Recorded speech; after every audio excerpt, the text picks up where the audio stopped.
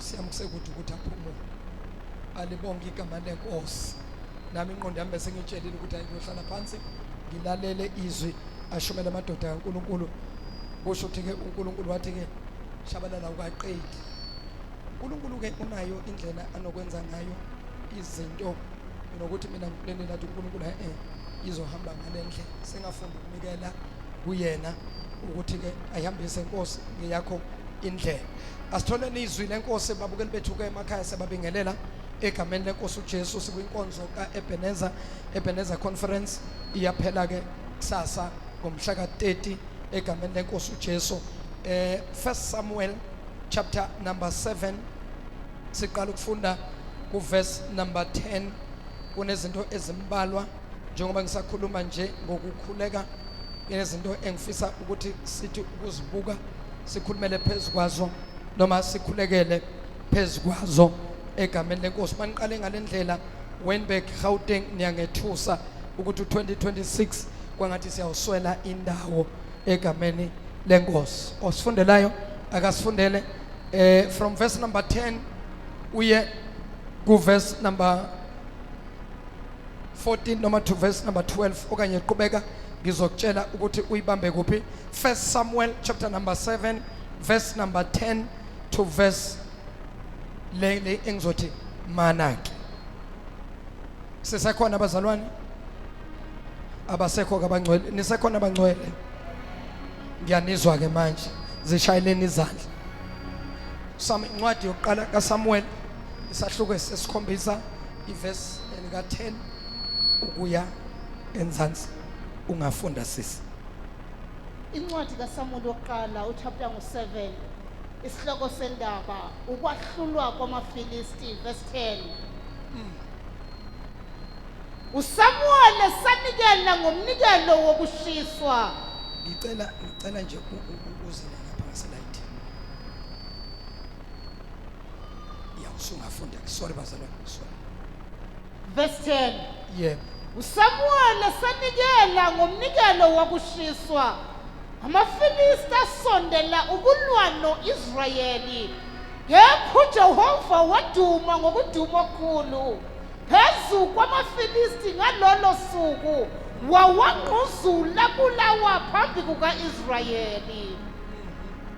Abantu bakwaIsrayeli baphuma eMizpa, bawaxosha amaFilisti bawabulala baze bafika ngaphansi eBethkari.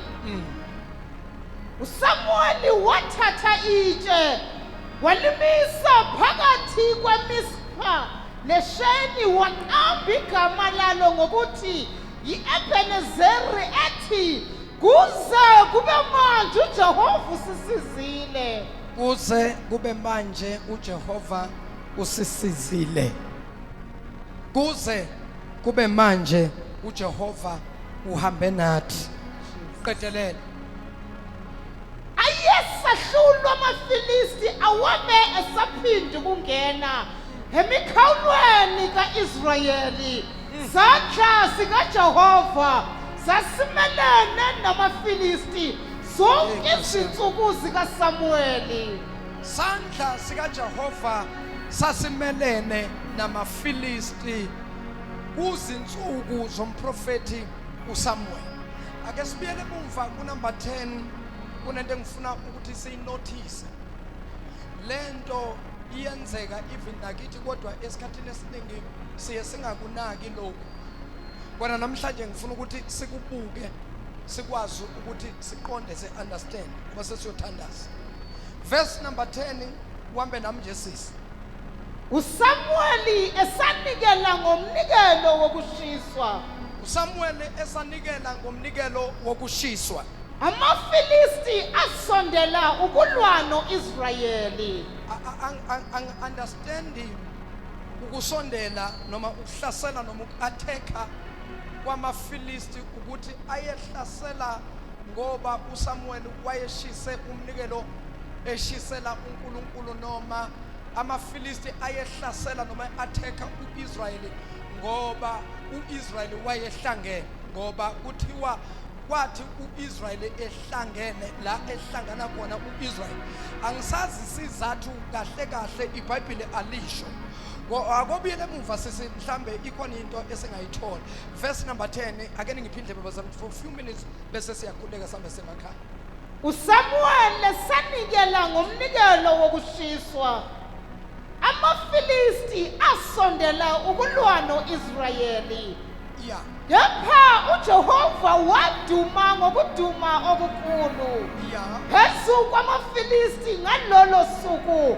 wawangquzula abulawa phambi kukaIsrayeli Nkosi yami yeah abantu bakwaIsrayeli baphuma eMizpa Yeah. bawaxosha amaFilisti Moya ongcwele. bawabulala baze bafika ngaphansi eBethkari baze bafika ngaphansi eBethkari uSamueli wathatha itshe walimisa phakathi kweMizpa neSheni waqamba igama lalo ngokuthi iEbenezeri ethi kuze kube manje uJehova usisizile amanye amaversion athi kuze kube manje uNkulunkulu usigcinile manye amaversion athi kuze kube manje uNkulunkulu usahamba nathi alibonge igama lenkosi now ngicela bazalwane for few minutes ke sibambe nayi indaba if I may go back a little bit concerning this story because lana istory sisithola sesiphakathi ukuqala kwalendaba lithi iBhayibheli uIsrayeli wahlangana njengoba sihlangene singabantwana bakaNkulunkulu njengoba siuIsrayeli wesikhathi bahlangana abantwana bakwaIsrayeli ekuhlanganeni kwabo uIsrayeli iminyaka emithathu behlushwa isizwe samaFilisti sasibahlukumeza sasibalinda ngesikhathi sokutshala bambe bayotshala uma kufanele bazovuna abantwana bakwaIsrayeli bangakwazi ukuthi bayivune lokhu abakutshalile amaFilisti ayekhokhoba afike acheke amasimu kaIsrayeli bathola ukuthi ke sekuvuthiwe sekuyisikhathi sokuvuna bafike bavune bathathe konke uIsrayeli asale engenalutho lento bayenza iminyaka yaze yaba mithathu ilandelana now uma benza lesi senzo ngalesi sikhathi benza lokho umuntu kaNkulunkulu owayevusiwe uNkulunkulu ngaleso sikhathi kwakungumprofeti uSamuel uSamuel sizokhumbula ukuthi ke ngubani uSamuel indodana kaHana loya owayeshadile asemshadweni iminyaka eminingi kodwa ngabatholi abantwana until lo mama wakhuleka umkhuleko othi kuNkulunkulu uma Nkosi uyakungibusisa ngengane noma ngumntwana ongumfana ngizomthatha ngimnikele kuwe masibuyela mumva before uHana enza a promise kuNkulunkulu. This is what Hannah said to God. Lithi iBhayibheli ngalezo nsuku uHana wayezila ukudla efuna ubuso bukaNkulunkulu. Lithi iBhayibheli unyaka nonyaka wayekhuphuka uHana ayeshilo mayefika eShilo uHana uzofike ethandaze enikele abesakayehla kodwa lithi iBhayibheli kwakungenzeki lutho until ngomunye unyaka la khona uHana adecide athi kulonyaka uma nginyuka ngiya eShilo angikuthinta ukudla kufika isikhathi sokunyuka ukuya eShilo uHana wayeseqalile ezile ukudla angadli ngalezo nsuku lezo wayekhathazekile umyeni wakhe ukuthi kanti kwenze njani uElkanah ebuza ukuthi ngabe nkosikazi khona engukone ngako na athi uHana lutho baba awungone ngalutho athi kodwa ubuso bakho abuthokozile, athi uHana baba kulungile, all is well. Awumoya ongcwele lithi iBhayibheli zafika insuku zokukhuphuka zokuya eShilo, wakhuphuka uElkana namakhosikazi akhe babheke eShilo. Lithi iBhayibheli mabafika eShilo wathandaza uHana, kanti walo wonyaka wayezile ukudla amaplate awabekele eceleni. Kwakhonzwa eShilo yaba mnandi inkonzo, kwafika isikhathi sokuthi abantu bakhululeke, yaphuma inkonzo. Mayiphuma inkonzo abantu bagoduka baye emakhaya, uHana kazange agoduka. Ethempelini lithi iBhayibheli uHana wasala wahlala ekhoneni, wabamba ikhona lakhe, waqhubeka uHana. Siphumile inkonzo wathandaza uHana, wakhuleka uHana until izulu kwaba khona into uHana ayibona. Lithi iBhayibheli esebonile uHana wasekhuluma noNkulunkulu, wathi uNkulunkulu, namhlanje ngimila kule ndawo, ngimema wena Thixo, kunento oyidingayo nami kunento engiyidingayo. Wayesethi uHana, mina Nkulunkulu ngidinga umntwana. Nkulunkulu wena kunento ongenayo oyidingayo kule ndlu. Wabuza uNkulunkulu wathi, Hana yini into mina ngenayo nginguJehova, ngoba nento engekho nginawo amandla wokuyidala ibe khona. Wayesephendula uHana wathi, kodwa le awunayo Nkulunkulu, lento yamhlupha uThixo. Wathi uThixo, Hana yini leyo? Wasephendula uHana wathi, asenze isivumelwano, uma ngabe uyakunginika engufunayo nami ngiyakutshela okufunayo. Wathi uNkulunkulu, shono Hana, noma ngabe yini oyidingayo, mina nginguJehova ngizakunika. Wayesethi uHana, Nkulunkulu kule ndlu akasekho umprofeti, isibani siya ngokucima. Ngamanye amagama ukukhanya kuya ngokufiphala. Yini indaba akasekho umprofeti? Wayekhona uEli umprofeti, kodwa ingxaki wayesemdala.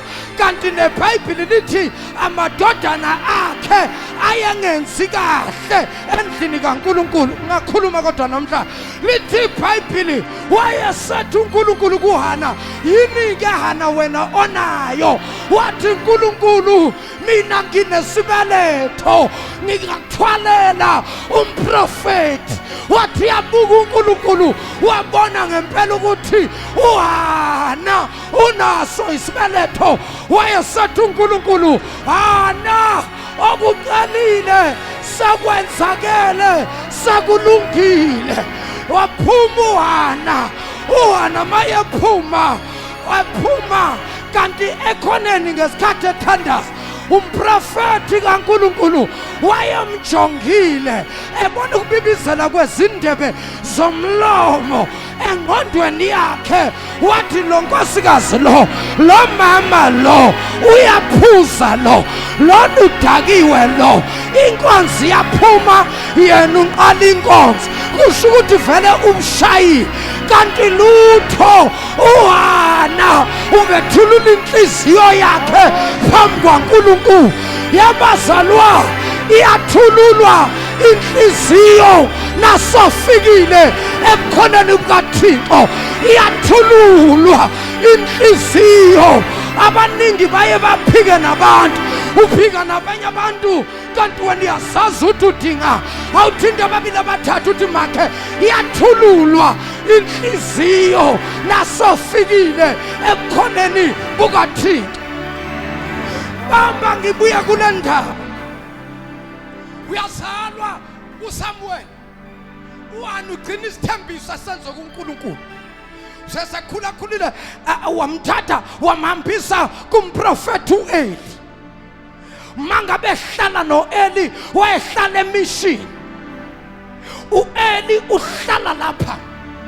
Kuyenzeka ukuhamba kwesikhathi uNkulunkulu useqala ukuyibonakalisa kuSamuel, kodwa kusho kona ukuthi uSamuel usemncane akaka understand izindlela zikaNkulunkulu. Moya oThwe uNkulunkulu ufika kuSamuel uyambiza. uSamuel yena nakezwa iphimbo ugijima uya kwindoda endala uEli. Athi baba uyangibiza. Athi umprofeti uEli angubizanga ndoda, ajika uSamuel ayolala. Mayelala uSamuel aphinde uNkulunkulu ambiza, agijime yena aye kumprofeti uEli. Lithi iBhayibheli kulokwesibili uEli waseyabona ukuthi lo mfana ubizwa uNkulunkulu. Wasethi kuye, ndoda mangaphinda futhi akubize uthi ngilapha Nkosi, khuluma nami.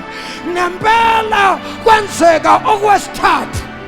Kahle kahle i-calling vele kumele iconfirme kathathu. Mangakaconfirmwa kathathu isuke ingakapheleli kahle. Ubizo likaNkulunkulu fanele umuntu abizwe kathathu, ngoba wazi ubizwa kanye, uThixo ubiza kathathu. Kulokwesithathu mina uThixo wangibiza kabili, ngala ngathi angifuni into yokushumayela. Kulokwesithathu uNkulunkulu wayengasadla, ngahlangana nomprofeti othi usuke ePretoria, wahlangana nami eAlbertine. Wathi mfana wamlalela la, vuma lento uNkulunkulu ayisho kuwe, ngoba uma ungavumi uzofa. Ngathi nangimbuka lo baba, ngathi lo baba ungazelaphi lo, akangibingeleli nokungibingelela.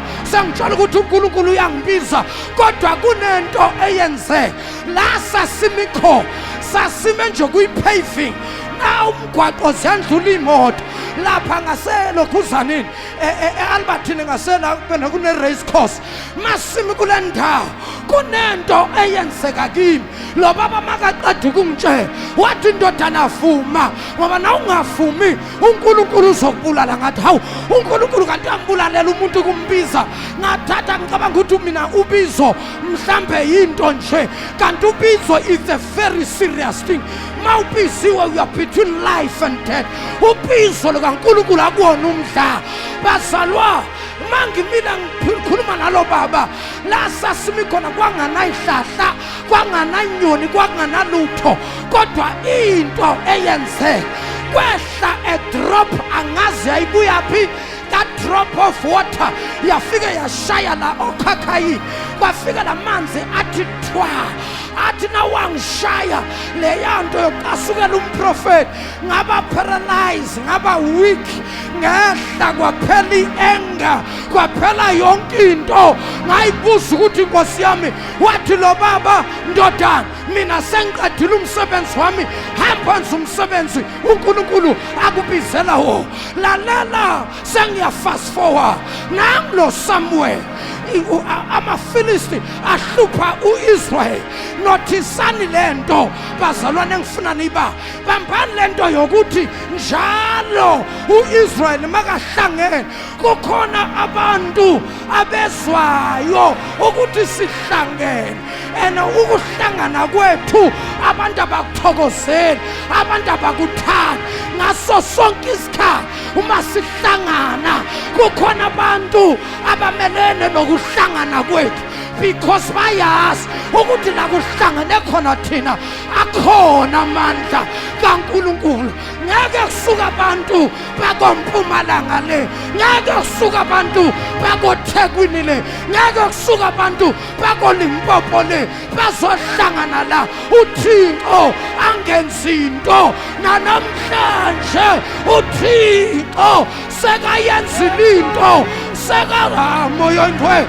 Hey, our gathering la is not in vain. There is something uNkulunkulu in the spiritual realm. Amadimoni asukile.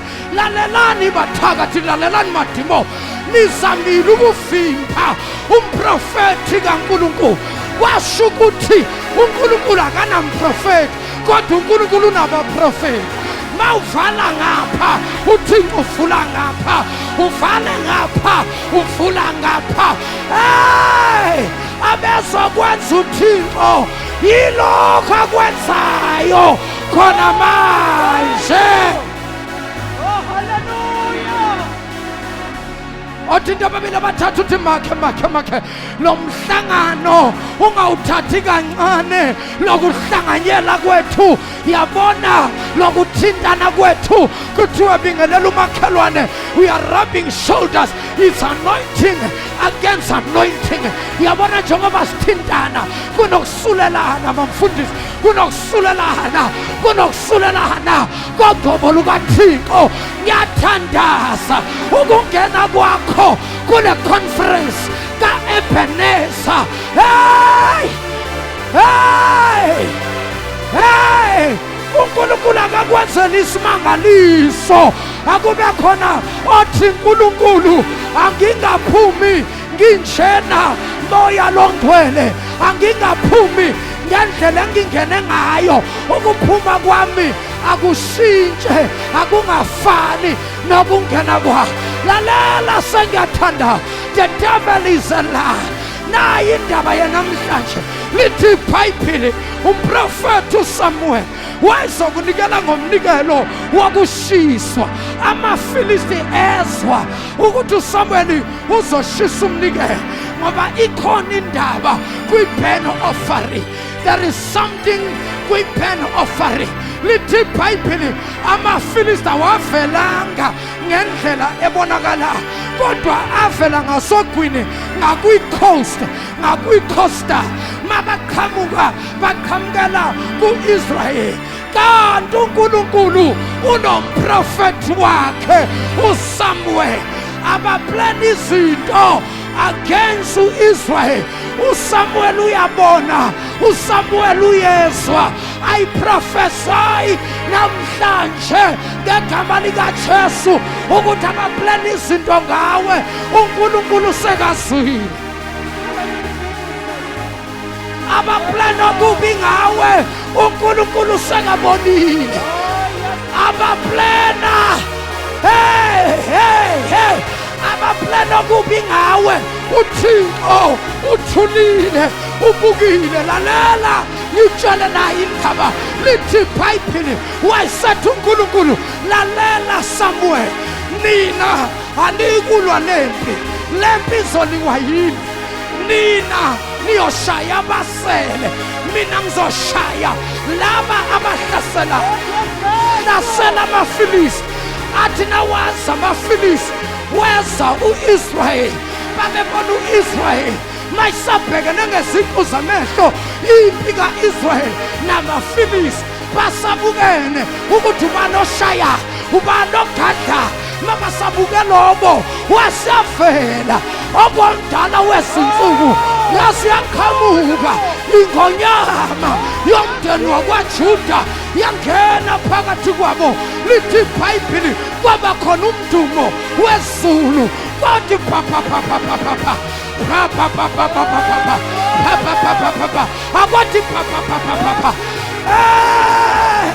and God began to thunder. When God thunders, something should move. Something should move. Hey, when God thunders, something must shake. Mangabe uNkulunkulu eduduma ayikho emaphambi kwaThixo, waduduma uThixo, laduduma izulu emini, lathi dododododo, lathi pha, washaya umbane, washaya amafilisti. Amafilisti adindiliza amafilisti, abhekisa inyawo phezulu. Kwenze njani? Awakho.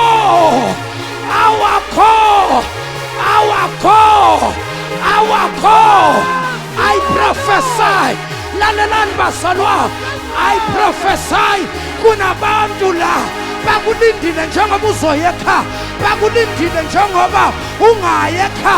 Bathi wena uyasebenza, bona baye emakhaya, wena uyaqhubeka uyasebenza.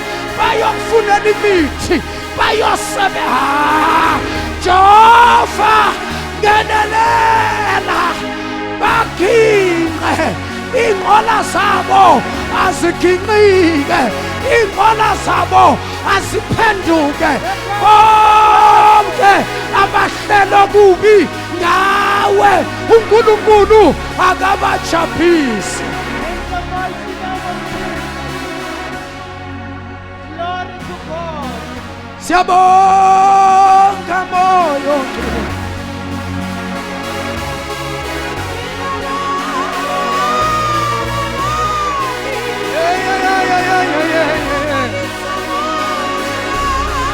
sesiyathandaza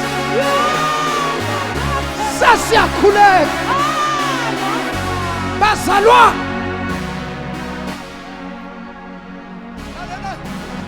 lalelani nginitshela indaba ngenzela ukuthi uvuke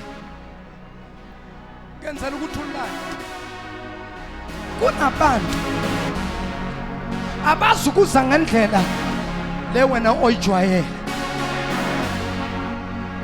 labantu beza la kodwa baqondi la labantu beza la kodwa bahamba bayale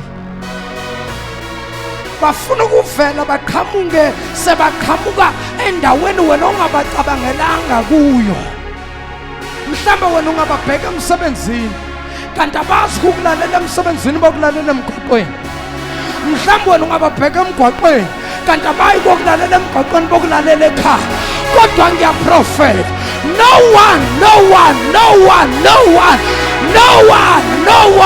hey akuna muthi akuna mthakathi akuna demon akuna satan elihlasela impilo yakho you are covered by the blood of Jesus.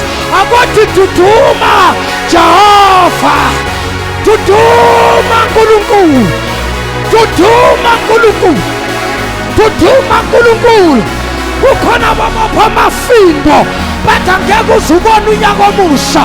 I prophesy, Father, in the name of Jesus, I cancel the spirit of death. I cancel the spirit of accidents. I cancel the spirit of witchcraft. I cancel demon of wedlock. Ngiyathandaza akuna lutho eyokwenzeka kuwe nasondelini wakho ngiyawukhava ngegazi likaJesu.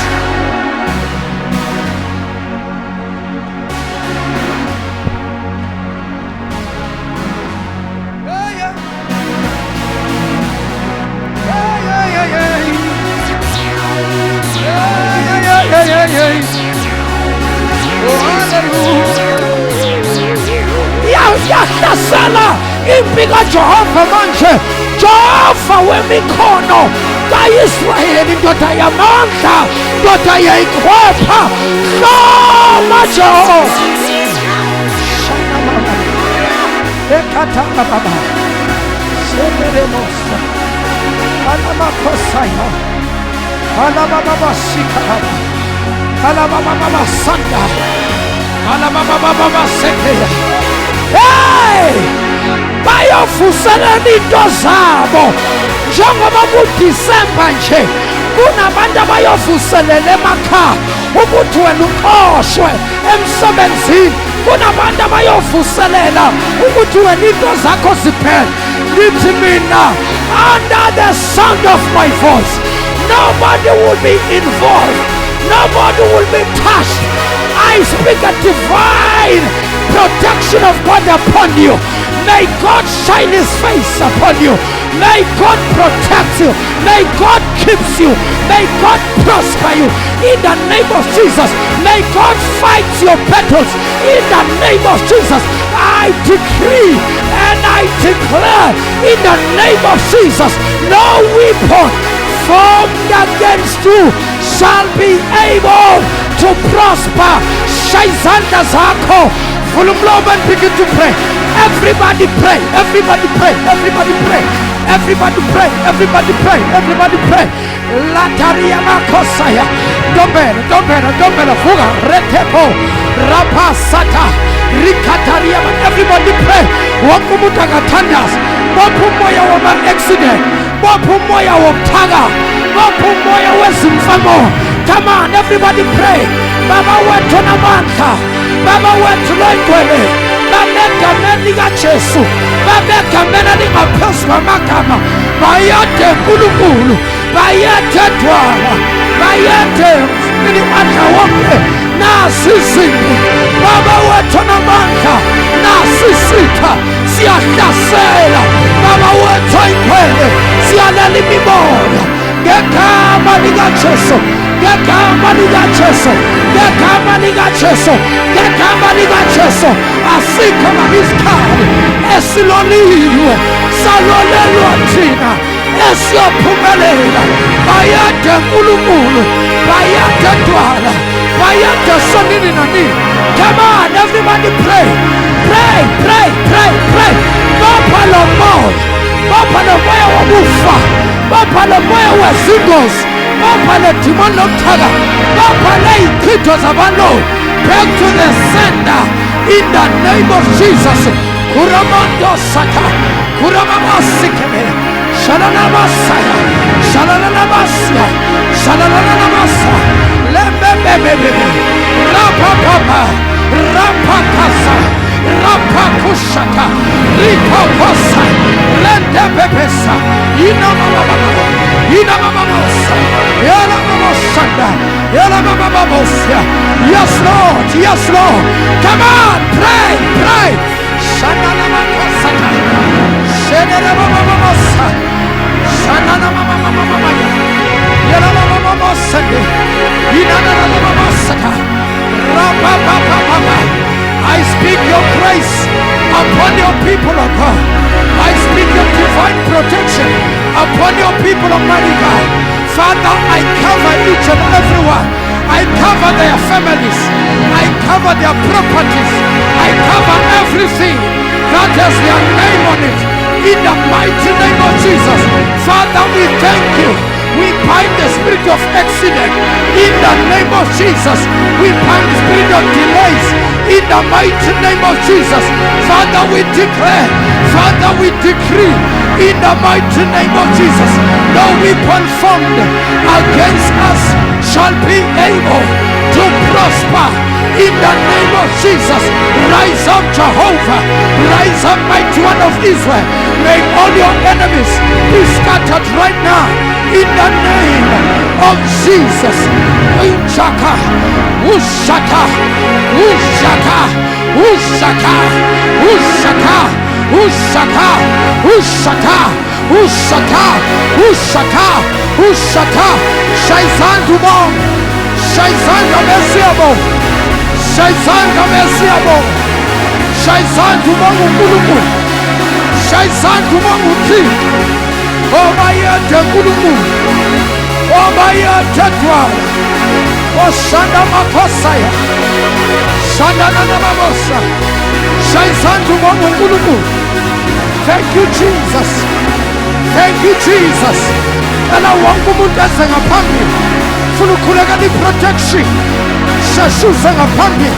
Fulukulagani protection. Nakuluku. Yakamane Mosuches. A divine protection of God. A divine protection upon you, upon your family. The protection Nakuluku. Yakamane Mosuches.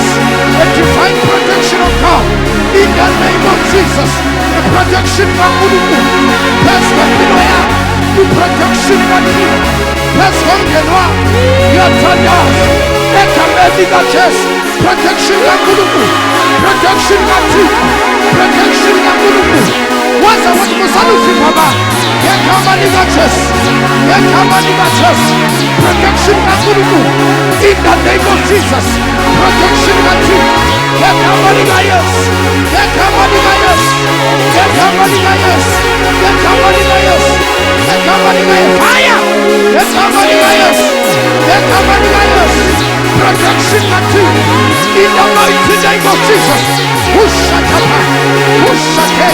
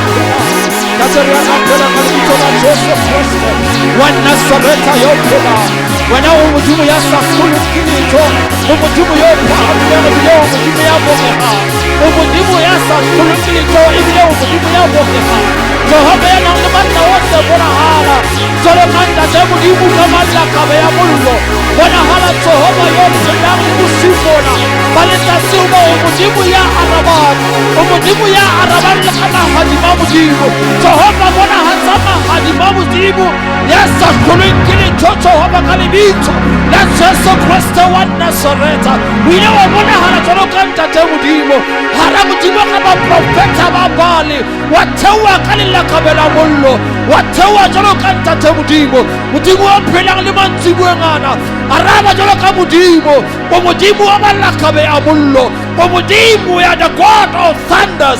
Jehovah Kalibito la Jesu. Christ the one Nazareth. Answer with thunder, oh God, in the mighty name of Jesus. Father, we thank you, we honor you, we give you praise and we give you glory. In Jesus' mighty name we thank you, Lord. Amen. Shaisan to Bongo Kunuku. Shaisan Kabesiamo. Kamshanka Lebu Amudin. Lebu Amudin. Father, in the name of Jesus, Heavenly Father, we thank you, mighty God, for the word that, my Father, that release your children, mighty God, from the captive. Father, we thank you for the servant, mighty God, that you anointed him, mighty God, with such a power. Holy Spirit, mighty God, to set your people free from the bondage, mighty God. Heavenly Father, in the name of Jesus' name, mighty God, Father, let your presence, mighty God, may go with your children, mighty God, as they are about to come back tomorrow. Heavenly Father, I speak protection. Father, I speak, mighty God, the precious, the blood of Jesus upon their ways, upon their families, in the name of Jesus. Every satanic power is being broken in the name of Jesus. Every satanic mission is being cancelled by the precious, the blood of Jesus, in the name of Jesus. Father, Holy Spirit, I cover their family with the precious, the blood of Jesus. I cover their job, I cover their destiny with the precious, the blood of Jesus, in the name of Jesus. Heavenly Father, we thank you this evening as we are returning home. Father, we are coming back to them in Jesus' name. May the grace of our Lord Jesus, the love of God, and the sweet fellowship of the Holy Spirit may rise and abide in us now and forevermore.